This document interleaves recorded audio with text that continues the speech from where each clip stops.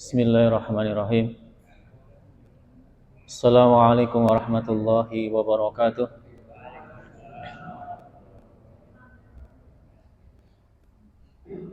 Alhamdulillah hamdan katsiran thayyiban mubarakan fih kama yuhibbu rabbuna wa yarda. Asyhadu an la ilaha illallah wa asyhadu anna Muhammadan abduhu wa rasuluh. Ya ayyuhalladzina amanu taqullaha haqqa tuqatih wa la tamutunna illa wa antum muslimun. Ya ayyuhalladzina amanu taqullaha wa qulu qawlan sadida yuslih lakum a'malakum wa yaghfir lakum dhunubakum wa may yuti'illaha wa rasulahu faqad faza fawzan 'azima. Allahumma inna nas'aluka ilman nafi'an wa rizqan thayyiban wa amalan mutaqabbala. Rabbana taqabbal minna innaka antas sami'ul alim wa tub alaina innaka antat tawwabur rahim. Amma ba'd.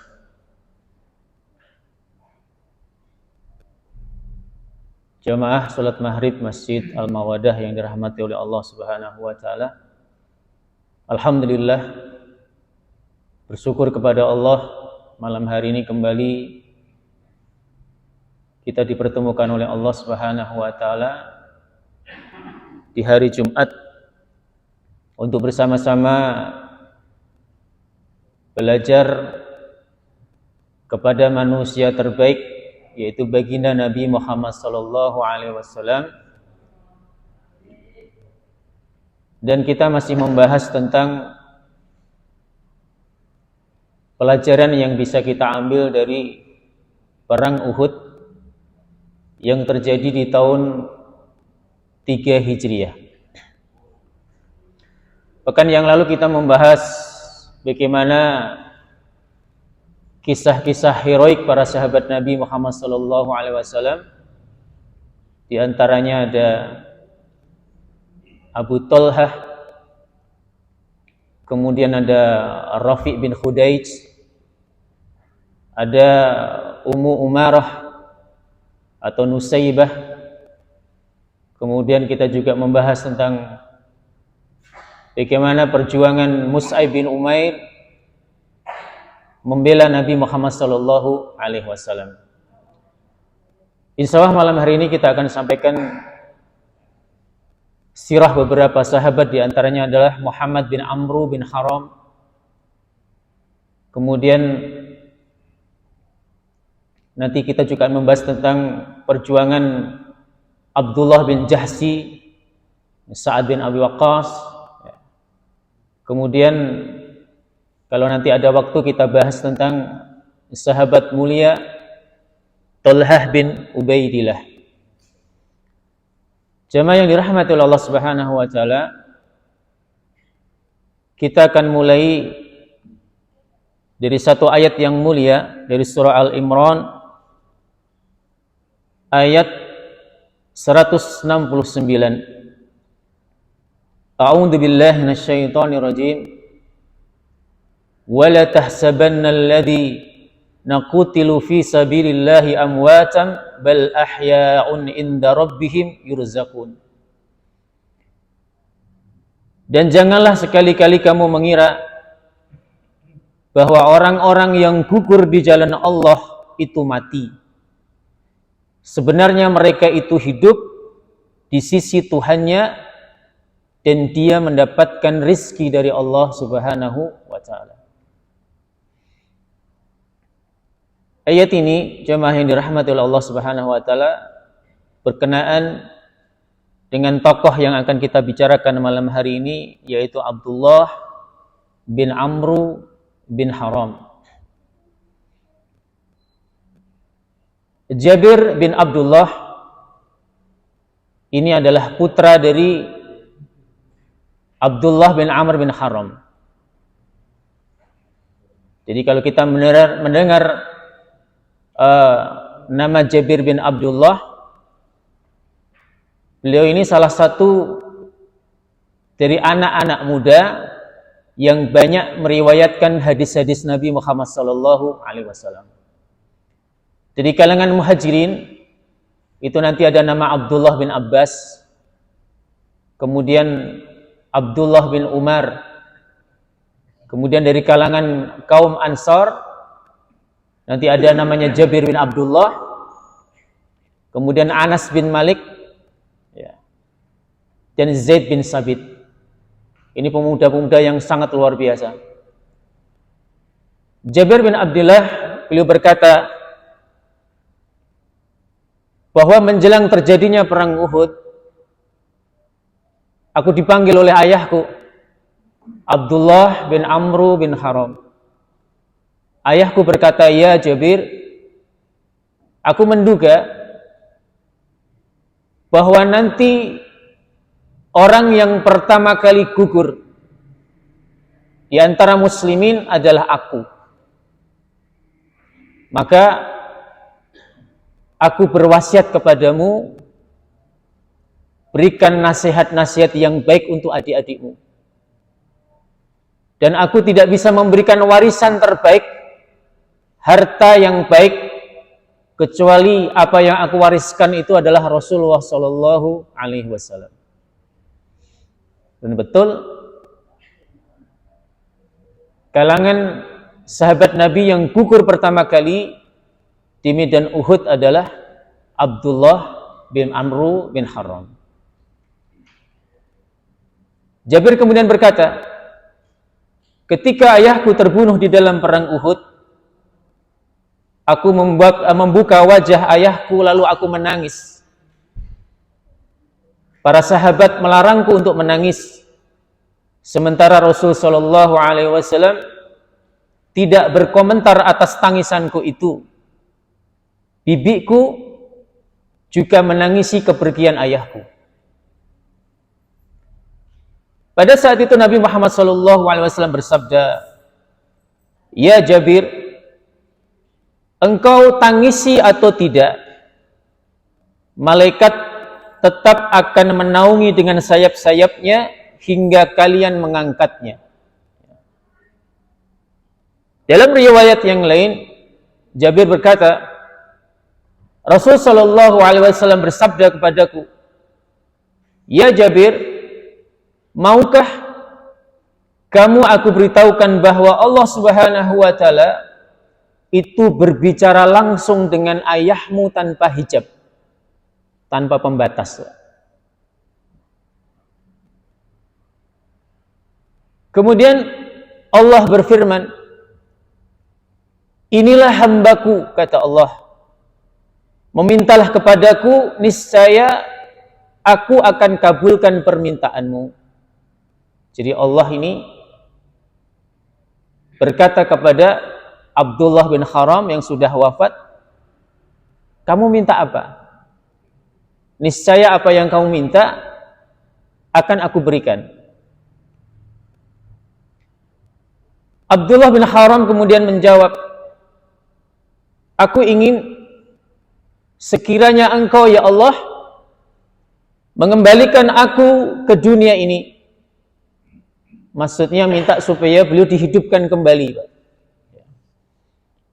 Sehingga aku mempunyai kesempatan untuk ikut berperang bersama engkau, berjihad bersama engkau, kemudian aku terbunuh kembali. Allah Subhanahu wa taala kemudian mengatakan kepada Abdullah bin Amr bin Haram, "Ya Abdullah, telah aku gariskan bahwa mereka yang telah meninggal tidak mungkin kembali lagi ke dunia." Kemudian Abdullah bin Amr bin Haram mengatakan, "Ya Allah, kalau demikian, sampaikan hal ini, maksudnya kenikmatan-kenikmatan yang aku dapatkan ini, kabarkan ini kepada orang-orang setelahku." Maka Allah Subhanahu wa taala menurunkan firman-Nya, itu ayat yang saya baca tadi, surah Al-Imran ayat 169, "Wala tahsabanna alladhina qutilu fi sabilillah amwatan bal ahyaun inda rabbihim yurzaqun. Dan jangan sekali-kali kamu mengira bahwa orang-orang yang gugur di jalan Allah itu mati. Sebenarnya mereka tetap hidup di sisi Allah dan mereka mendapatkan rizki dari Allah Subhanahu wa ta'ala. Ini menarik jamaah yang dirahmati oleh Allah Subhanahu wa ta'ala. Ketika seseorang itu wafat, kemudian dia ditanya sama Allah, kamu pengen apa? Kenapa tidak Abdullah bin Haram ini meminta kepada Allah agar dihidupkan kembali, kemudian hidup bersama keluarganya, berkumpul bersama istrinya, berkumpul bersama anak-anaknya, berkumpul bersama cucu-cucunya. Tapi yang beliau minta adalah, hidupkan aku kembali wahai Allah, agar aku bisa berjihad kembali untuk kedua kalinya, kemudian aku terbunuh kembali. Itu banyak dibahas oleh para ulama bahwa ternyata orang yang berjihad di jalan Allah, yang niatnya karena Allah itu, begitu mereka tertebas oleh sabetan pedang, kemudian terkena tombak, itu ternyata nikmatnya luar biasa. Maka kenapa Abdullah bin Amr bin Haram ini minta lagi supaya dia tertebas lagi, dan itu adalah nikmat. Tapi sayang sekali, kata Allah, kalau sudah digariskan orang itu sudah mati, maka dia tidak bisa kembali kepada keluarganya lagi atau hidup lagi. Imam Muslim meriwayatkan di dalam kitab sahihnya bahwa Masruq, seorang tabi'in, menceritakan bahwa sesungguhnya kami pernah menanyakan kepada Abdullah bin Umar tentang ayat ini.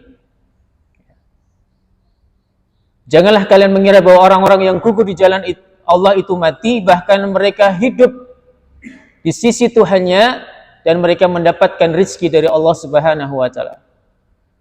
Maka Abdullah bin Umar menjawab, aku pernah bertanya kepada Nabi Muhammad SAW tentang ayat tadi. Dan Rasul bersabda bahwa arwah para syuhada itu berada di dalam tembolok burung hijau yang ada di surga. Baginya terdapat pelita-pelita yang bergantungan di bawah arsy. Ia terbang di bagian surga dengan bebas menurut kehendak mereka. Kemudian hingga pada pelita-pelita tersebut, maka Tuhan mereka menjenguk keadaan mereka sekali kunjungan, lalu berfirman, apakah kalian menginginkan sesuatu? Para syuhada itu menjawab, apakah yang kami inginkan lagi ya Allah? Bukankah kami terbang dengan bebas di dalam surga ini menurut kehendak kami? Allah kemudian bertanya lagi untuk ketiga kalinya. Ya. Kamu minta apa? Kata Allah Subhanahu wa ta'ala. Setelah mereka merasakan bahwa diri mereka tidak dibiarkan oleh Allah melainkan harus meminta, maka berkatalah mereka, ya Tuhan kami ingin agar Engkau mengembalikan arwah kami ke jasad kami, hingga kami dapat terbunuh lagi demi membela jalan-Mu sekali lagi.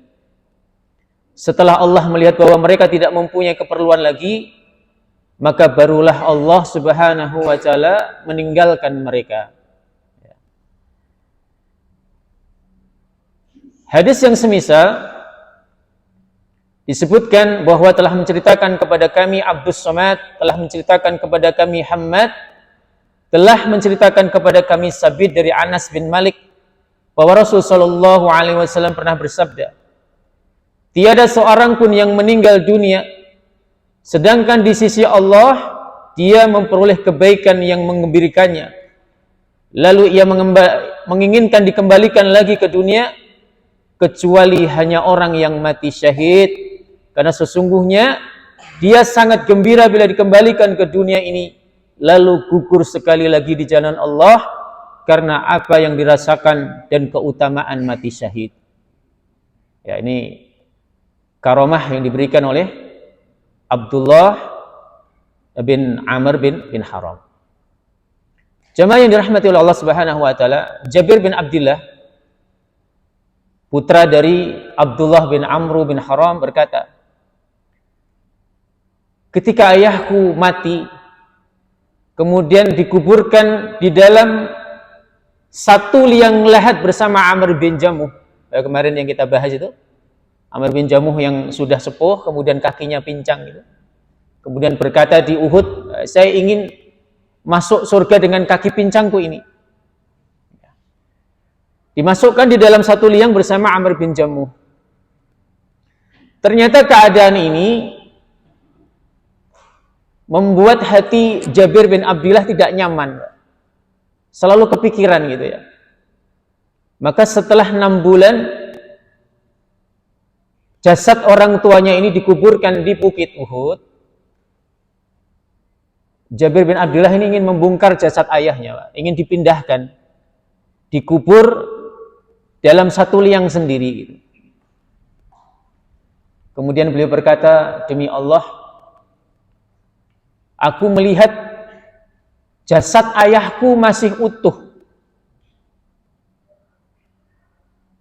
dan hanya bagian ujung telinga ini yang tidak ada, Pak. Ya, mungkin terluka kena pedang atau gimana ya. Tapi yang jelas jasadnya masih utuh seperti orang yang tidur. Kukunya tumbuh, rambutnya tumbuh dan mengeluarkan aroma yang sangat wangi. Jadi seperti orang tidur. Ya, dan jasadnya utuh. Ada sebuah buku yang ditulis oleh Dr. Abdul Hamid Al-Quddah. Beliau ini di dalam kitabnya namanya Al-Mikrubat wa Karamatusi Suhada, yang diterjemahkan di dalam buku-buku di dalam bahasa Indonesia itu ada yang judulnya Karomah Seorang Suhada, ada yang mengatakan Keajaiban Suhada, kemudian ada lagi judulnya Jasad Suhada yang Tidak Bisa Membusuk. Kemudian beliau menjelaskan bahwa jasad para nabi, sebagaimana sabda Nabi Muhammad SAW, ya, ketika Rasul mengatakan, kalau kalian mengirimkan sholawat untukku, maka aku akan menjawab sholawat kalian. Ya, pernah dengar itu ya? Kemudian sahabat ini heran, Pak. Ya Rasulullah, kalau Anda sudah meninggal dan jasad Anda sudah sudah lapuk, bagaimana mungkin Anda bisa menjawab salam kami? Rasulullah SAW menjawab bahwa sesungguhnya Allah Subhanahu wa taala itu mengharamkan binatang untuk memakan jasad para nabi. Diharamkan. Termasuk di dalamnya adalah jasad para syuhada. Kenapa seperti itu? Dr. Abdul Hamid Al-Quddah mengatakan bahwa bukankah mikroba itu adalah makhluk Allah? Jadi dia bisa berbuat sesuatu, itu semua kehendak Allah. Maka kenapa jasad para syuhada itu utuh? Itu semua adalah Allah yang mengatur. Ya. Jadi mikroba itu mungkin ditahan sama Allah untuk tidak menguraikan jasad orang yang meninggal mati syahid. Ya. Sehingga dalam pelajaran iman kita harus percaya, dan ini bisa dibuktikan dengan ilmu pengetahuan. Ya, bisa dibuktikan dengan ilmu pengetahuan. Karena ada jasad-jasad tertentu itu yang mendapati liang lahatnya itu dia tidak mendapatkan jatah oksigen yang banyak, kemudian lembab, itu bisa menyebabkan mayat itu menjadi awet, Pak. Ya. Artinya alam ini adalah ciptaan Allah, maka Allah itu punya kehendak mengatur apapun ciptaannya itu, termasuk di dalamnya adalah menjaga jasad para syuhada itu tetap utuh. Dan nanti jamaah yang dirahmati oleh Allah Subhanahu wa taala, saat pemerintahan Khalifah Muawiyah bin Abi Sufyan, artinya 40 tahun setelah kejadian perang Uhud, itu terjadi banjir di Uhud, Pak. Kebanjiran Uhud itu. Maka kemudian banyak ahli waris dari orang-orang yang meninggal di Uhud itu minta kepada Khalifah Muawiyah untuk memindahkan jasad-jasad mereka.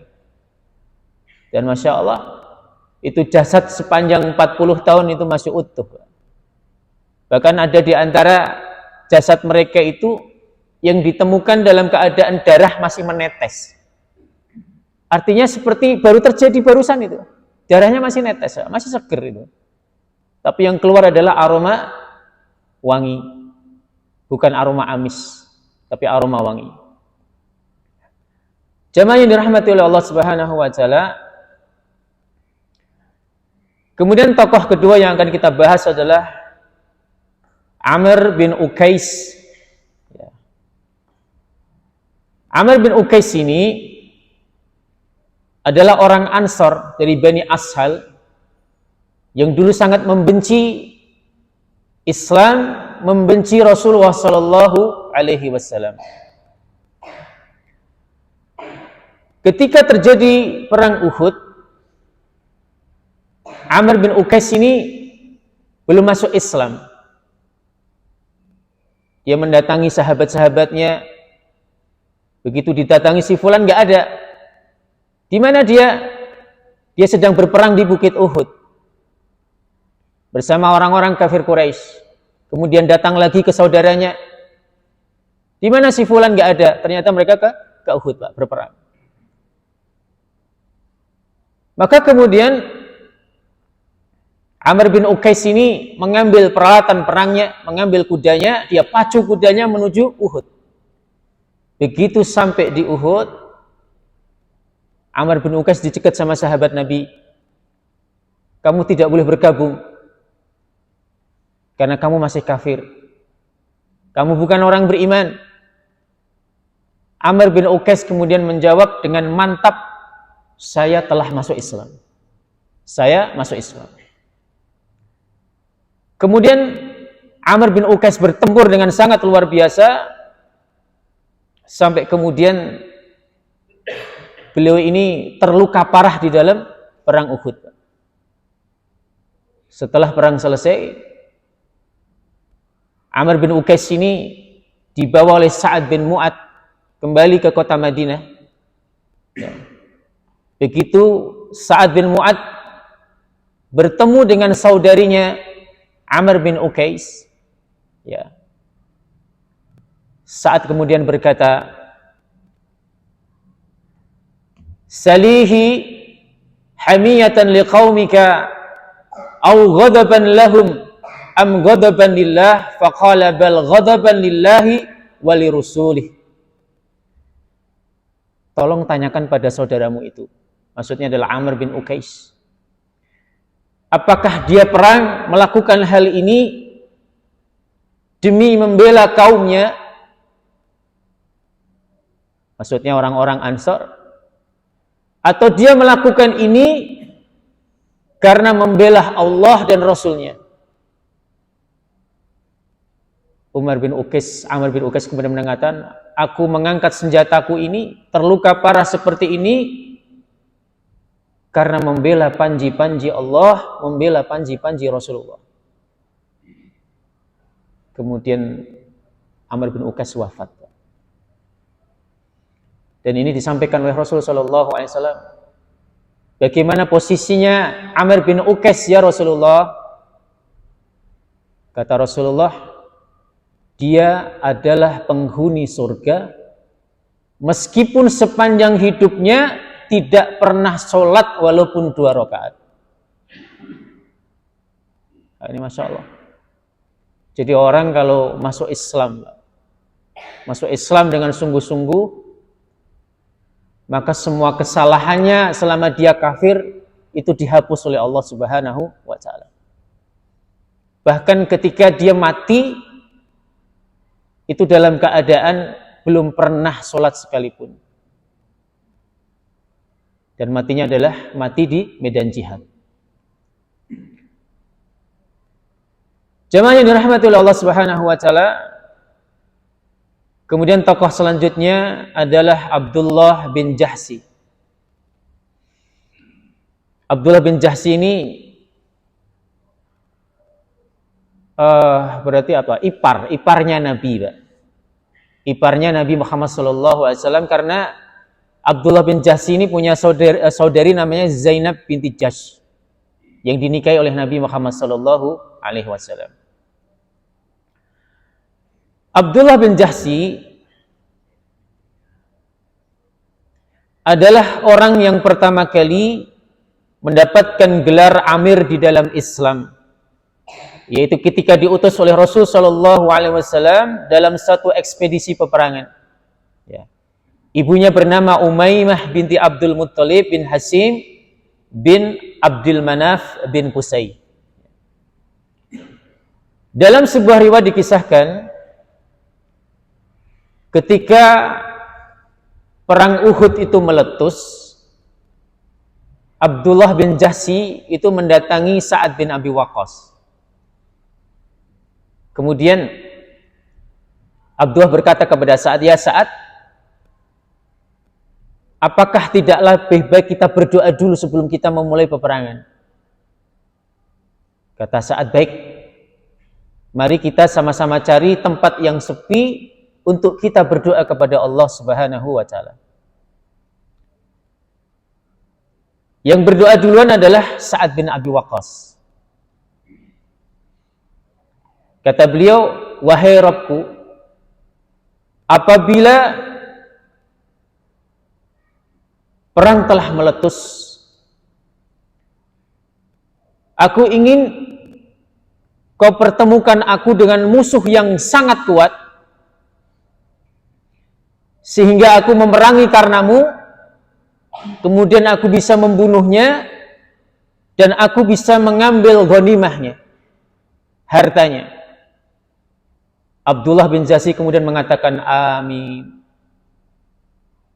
Setelah selesai Sa'ad bin Abi Waqqas berdoa, Sa'ad mengatakan, "Sekarang giliranmu wahai Abdullah, berdoa kepada Allah Subhanahu wa Ta'ala." Abdullah bin Jahsi kemudian berdoa, "Ya Allah, berilah kepadaku seorang yang paling kuat di antara musuh-musuh kami, yang aku perangi karena Engkau, sampai orang itu bisa membunuhku, kemudian ia memotong hidung dan telingaku, sehingga nanti jika aku menjumpaimu, maka aku katakan kepadamu, ini semua aku lakukan karena membela agamamu, ya Allah." Kemudian Sa'ad mengatakan, "Amin." Dan Sa'ad kemudian berkata, "Dan demi Allah, doa yang dipanjatkan oleh Abdullah itu jauh lebih baik daripada doaku."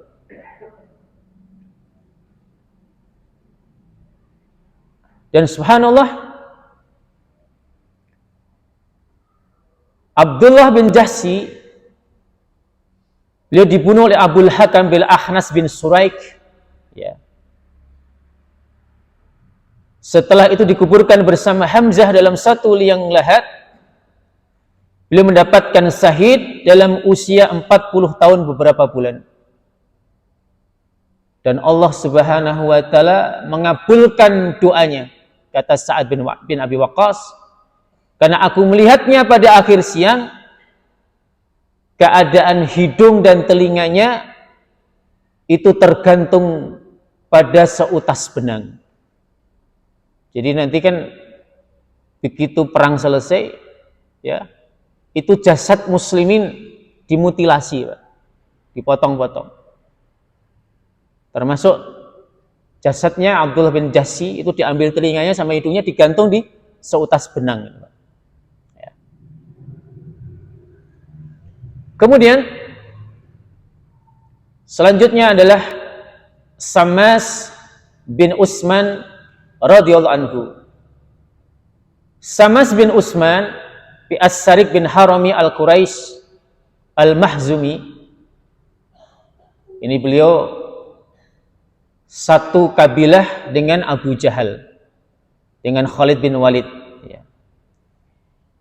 Nama aslinya adalah Utsman. Ya. Dan wajah Utsman ini sangat tampan, sehingga beliau mendapatkan gelar Sammas, yang artinya adalah orang yang tampan. Dan beliau masuk ke dalam barisan kaum muslimin pada awal-awal munculnya Islam, dan beliau termasuk as-sabiqun al-awwalun. Ya.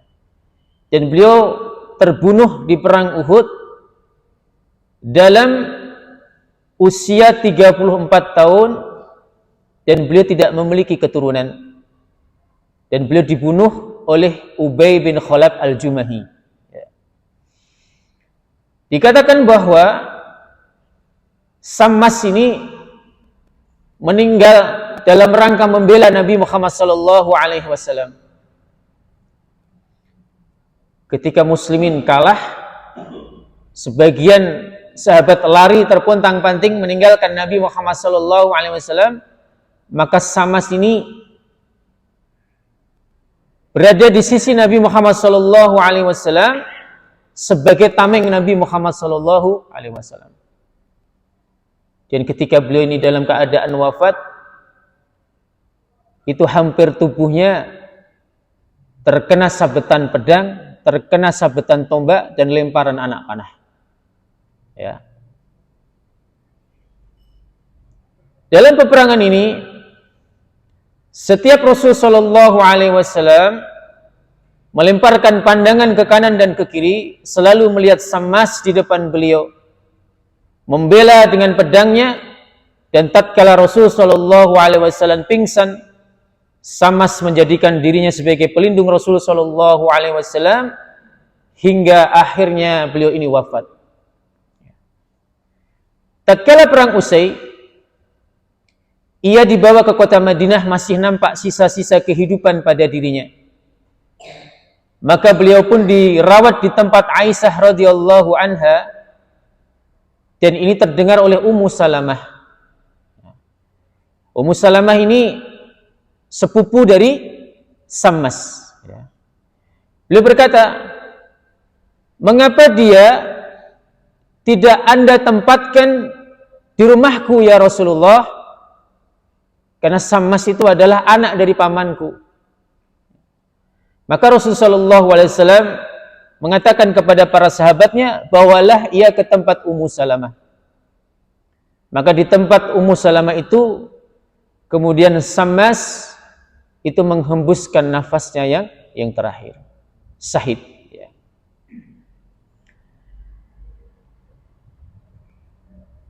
Kemudian kisah selanjutnya adalah sahabat mulia Sa'ad bin Rabi'. Ya, saya ingatkan kembali, Sa'ad bin Rabi' ini adalah sahabat Ansar yang ketika muslimin hijrah, beliau ini dipersaudarakan oleh Nabi dengan Abdurrahman bin Auf. Ya, masih ingat ya? Ya.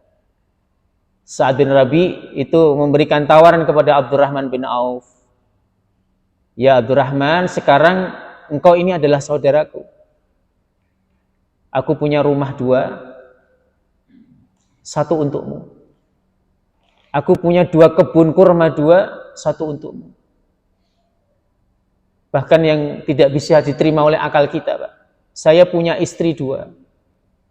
Saya ceraikan salah satunya, kau pilih mana yang kau minat. Kau bisa menikahinya. Apa kata Abdurrahman bin Auf? Tidak, wahai Sa'ad bin Rabi', semoga Allah memberkahi hartamu, memberkahi dirimu, memberkahi keluargamu.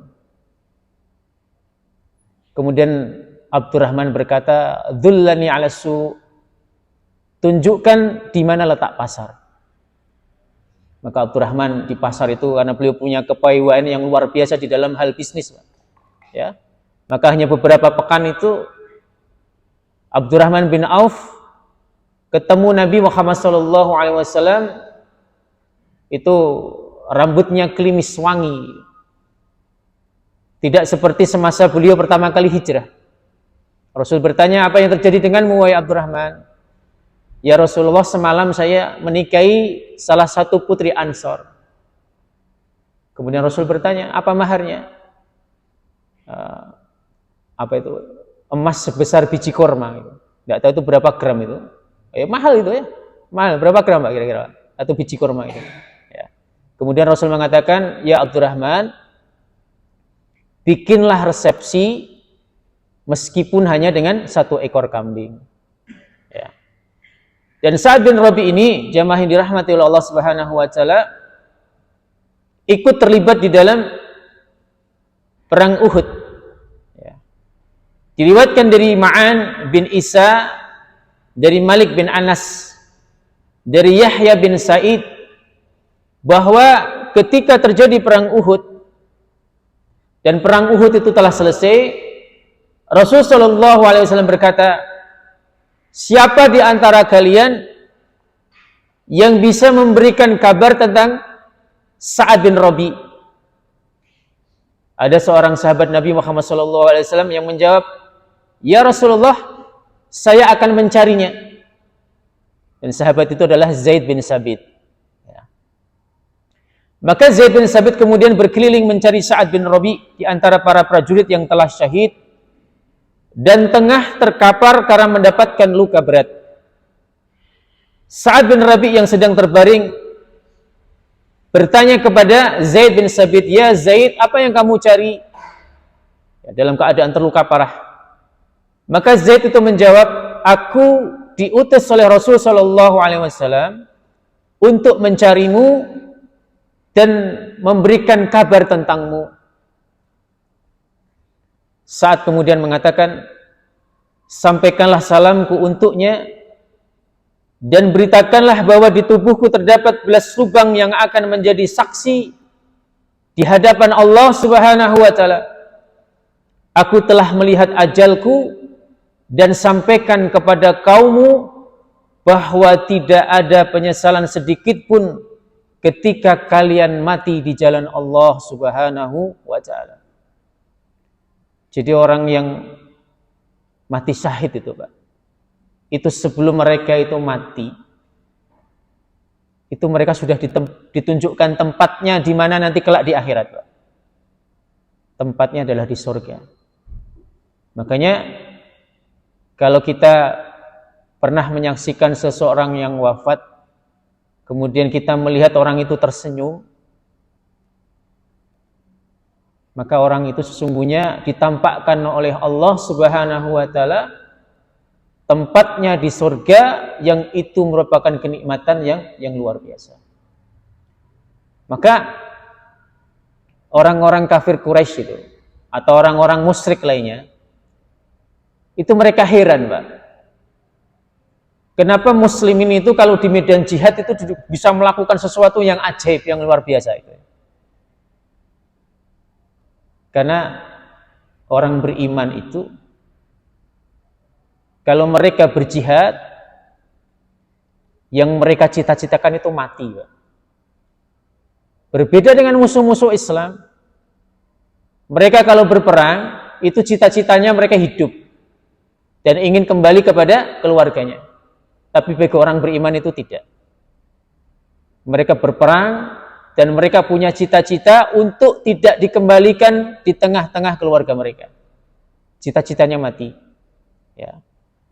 Maka Sa'ad bin Rabi ini mengabarkan kepada Zaid bin Sabit, "Sampaikan kepada orang-orang itu, kaummu, bahwa orang yang mati syahid tidak akan pernah menyesal." Ya, maka ini menjadi motivasi kepada para sahabat nantinya, kenapa mereka itu bisa berperang dengan sungguh-sungguh, memberikan nyawanya, memberikan darahnya untuk membela panji-panji Islam. Tak lama berselang, Sa'ad bin Rabi' kemudian wafat sebagai syuhada ya, pada tahun ketiga Hijriah. Tubuh Sa'ad yang tercium wewangian para syuhada dimakamkan satu lubang dengan Kharijah bin Zaid ya, yang juga meninggal di perang Uhud. Ya, Kharijah bin Zaid ini adalah mertua Abi Bakar As-Siddiq. Jadi Abi Bakar As-Siddiq itu begitu hijrah ke kota Madinah, dipersaudarakan Nabi dengan Kharijah bin Zaid. Dan Kharijah bin Zaid nanti punya putri namanya Ummu Kulsum. Ya, Ummu Kulsum ini nanti dinikahi oleh Abi Bakar As-Siddiq. Ya. Dan Ummu Kulsum ini lahir itu setelah Abi Bakar As-Siddiq wafat. Jadi Ummu Kulsum ini hamil, kemudian punya anak, tapi lahirnya setelah Abi Bakar meninggal dunia. Ya. Kemudian di dalam kitab As-Sad Al-Ghabah fi Ma'rifat As-Sahabat dijelaskan bahwa Sa'ad bin Rabi' meninggalkan seorang istri dengan 2 orang putri. Istri mendiang Sa'ad kemudian menghadap Nabi Muhammad SAW untuk mengadukan permasalahannya pasca ditinggal sang suami. Wahai Rasulullah, ini adalah 2 orang putri Sa'ad. Bapaknya Sa'ad bin Rabi' telah terbunuh di perang Uhud. Ya. Kemudian paman-paman kedua anak ini mengambil semua harta anak-anak Sa'ad. Demi Allah, kedua anak ini tidak dinikahi kecuali mereka memiliki harta. Kemudian Rasul Shallallahu Alaihi Wasallam ya mengatakan bahwa Allah yang akan memutuskan perkara ini. Maka Allah Subhanahu Wa Taala kemudian menurunkan salah satu wahyunya tentang syariat waris di dalam surah An-Nisa ayat 11 ya. Nanti tolong dibaca di rumah ya, ayat 11 surah An-Nisa. Kemudian Rasulullah SAW memanggil paman-paman dari anak-anak Sa'ad bin Rabi'. Kemudian Rasul memerintahkan untuk memberikan harta itu kepada putri-putri dari Sa'ad bin Rabi'. Ya. Baik, mudah-mudahan bermanfaat. Sebelum saya tutup, ada sedikit pengumuman jamaah yang dirahmati oleh Allah Subhanahu Wa Taala. Bagi jamaah sholat isya yang malam hari ini tidak ada uzur, punya waktu luang, insya Allah saya nanti akan mengajak bapak-bapak untuk berkunjung ke rumah Bapak Haji Imam Bustami. Ya. Kebetulan putra beliau ini dalam kondisi sakit. Ya. Kita berniat untuk menyambangi anandanya, mendoakannya, memberikan kabar gembira, menghiburnya. Ya, mudah-mudahan dengan doa yang nanti kita akan panjatkan kepada putra beliau, Allah Subhanahu Wa Taala akan segera memberikan kesembuhan yang baik, yang dengan kesembuhan ini akan menyempurnakan segala amal ibadahnya. Ya. Sekali lagi bagi bapak-bapak atau saudara-saudara yang nanti punya waktu luang, ya, mari kita sama-sama bisa membesuk putra dari Haji Imam Bustami. Mari kita tutup sama-sama dengan bacaan kafaratul majlis. Subhanakallahumma wa bihamdika asyhadu an la ilaha illa anta astaghfiruka wa atubu ilaih. Wassalamualaikum warahmatullahi wabarakatuh.